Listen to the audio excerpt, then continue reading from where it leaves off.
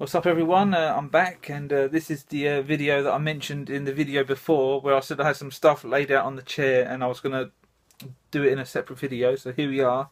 And I was going to stand behind the camera again, but I decided to just jump in front of the camera, just get it over with. So yeah, I do have a few bits and bobs that I can show off in this video, and we'll start off with two collector editions from Nintendo. And the first one being for the 3DS, and you guys have probably already beat it, and it's old news to you guys, but to me it's new, and that's Zelda Majora's Mask for the 3DS. And to be honest, for me this is a bit of a letdown. One being that nasty German mark that's on every Wii U and 3DS collector's edition, and to me it ruins the box, and it's on all of them. The Mario Kart 8, the Zelda, Wind Waker, it just ruins it, and the lack of content that we got in Europe. The Americans got a statue of Majora. I think that's Majora.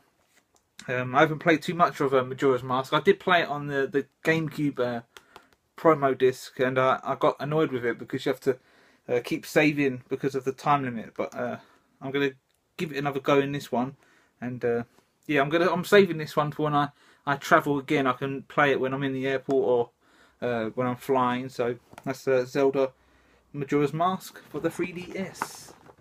And next we have a collector's edition for the Wii U. And you guys again have probably played it, beat it. It's old news to you. And that's Mario Party 10. And again, the nasty German logo.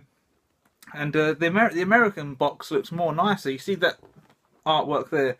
There fills the whole box, whereas ours is like cut short, and it's too much plain on one side. It's not very good compared to the Americans. And as you can see, you've probably spotted the gold amiibo in there. And I decided to take the plunge and get a gold amiibo, gold Mario. And I had to pay quite a lot for this because Nintendo decided to exclude the rest of the world from obtaining this, and I had to go through eBay to get this. And so yeah, a gold Mario.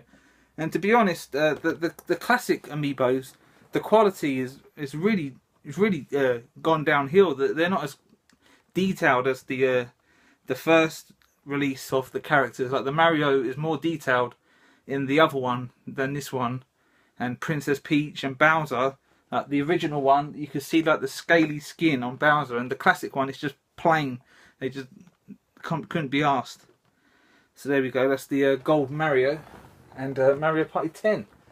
And I did actually come back to the UK just before Christmas, mid-December, and just before I went back, I went into game and I spotted this Captain Toad, and I swear they they delayed it for Europe. They delayed it to January, but I went into game when I come back in December, and I spotted it on the shelf, and I thought, is this available now or just on display or whatever? So I asked, and he said no, they changed the date back again because of the amiibo rush. So there's Captain Toad, and I have played a little bit of it already, not too much, just a couple levels.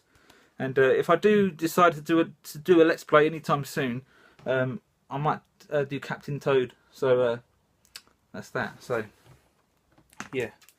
And today I visited CEX.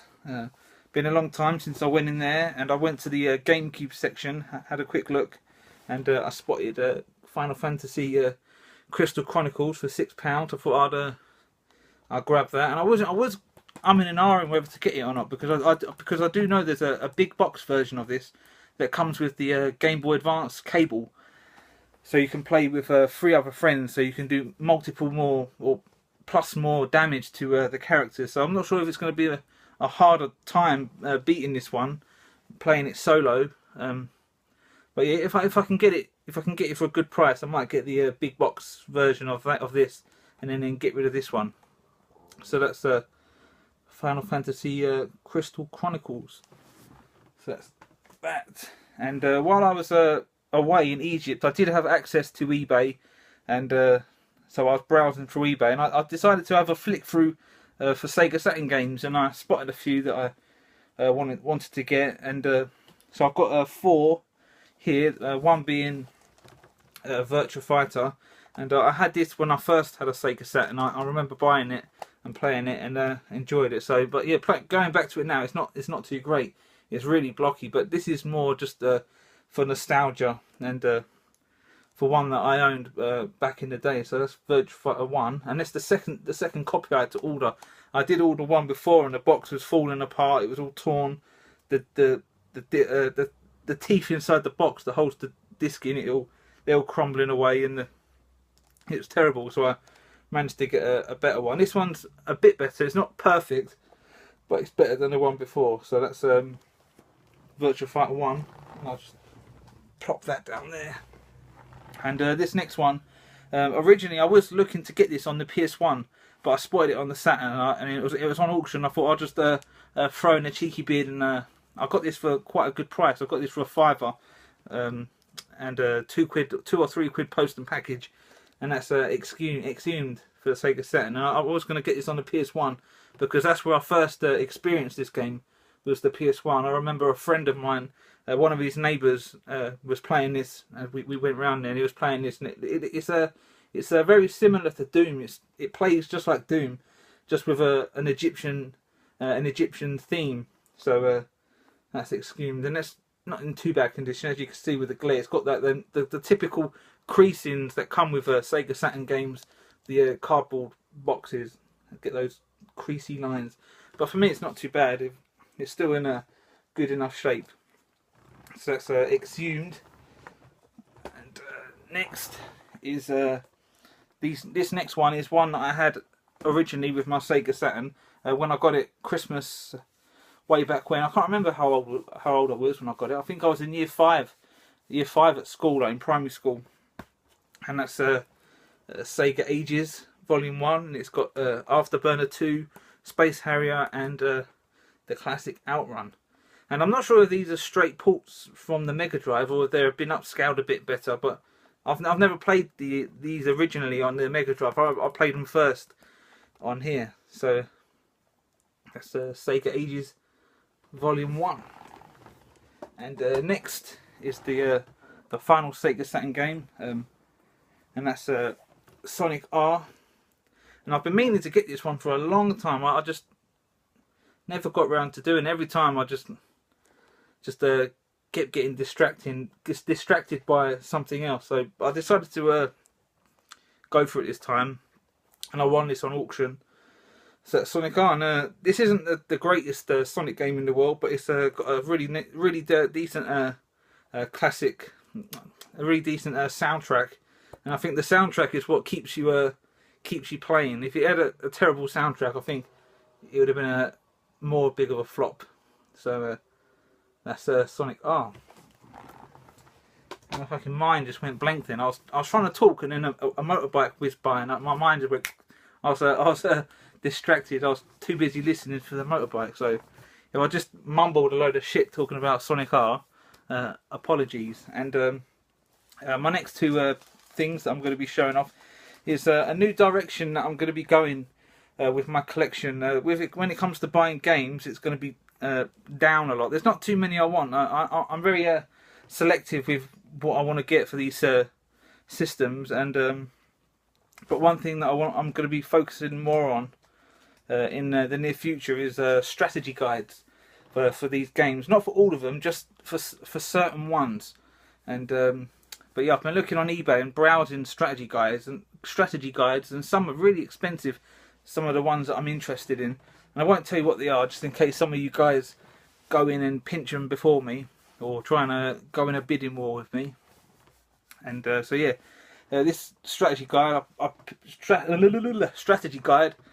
won on eBay and auction, and I got this for 99p, and in fact it cost me more for the postage than the actual 99p, and that's Tomb Raider 2. And the reason I looked this one up is because when I was out in Egypt, I was actually playing this for the first time, and I actually finished it for the first time because and I got a bit stuck, and I was getting frustrated. I thought, I wonder if there's a strategy guide for this, and I went on eBay and I found it, but I actually got through that bit I got stuck on, so I don't really need this anymore. But I'm going to keep hold of it anyway. And that's Tomb Raider 2, and that's the official. It's the Prima one. The Prima one. They're the strategy guides I'm going to be going for. Is the official ones or the Prima ones. I'm not getting no unofficial naffle shit. It's either going to be Prima or this. It's official by the actual the publisher, the actual company that made the game. I'm not going for the Brady Games, because they're just shit. They're just when you flick through them, they're just not enjoyable to read. So that's that. And the last piece that I'm going to be showing off in this video, and it's a strategy guide. And if you're watching this and you've made it this far through the video, Spooky UK Gamer, and Sweet Gamer Raz, because I know you like your Resident Evil stuff. And on eBay, I managed to find a strategy guide for Resident Evil 1, and this isn't a Prima guide. This is published by Capcom. And at the time of looking for it, when I was browsing, I just typed in Resident Evil strategy guides. This was the only one on there, and the seller claimed that it was a really hard to come by piece. Like, it's a pretty collectible piece for when it comes to Resident Evil collectors, and yeah, I couldn't find another guidebook for the first Resident Evil. It kept coming up with the GameCube remastered version. So this is for the PS1. This is to guide you through the PS1 version or the Sega Saturn version. I'm not sure if I think they're identical, but I'm not sure. But yeah, this is a nice piece to have. And I'm looking for Resident Evil 2 strategy guide, and there's multiple ones. There's unofficial ones, and then there's an official one, but the covers are different. I'm looking at the one that's got the policeman that's all zombified. I might get that one. So I'm out of breath because while I've been doing this video, I've been fucking leaning forward, sitting on my stomach. So that's all the bits and bobs that I can show off in this video. And if I do another video, I might do a video talking about these amiibos and show off each of my amiibos, because I've been pretty desperate and eager to show them off. And yeah, so I'm gonna cut it off there, guys, and I'll see you in the next one, either talking about the amiibos or starting a new Let's Play. So peace, and I'll see you next time.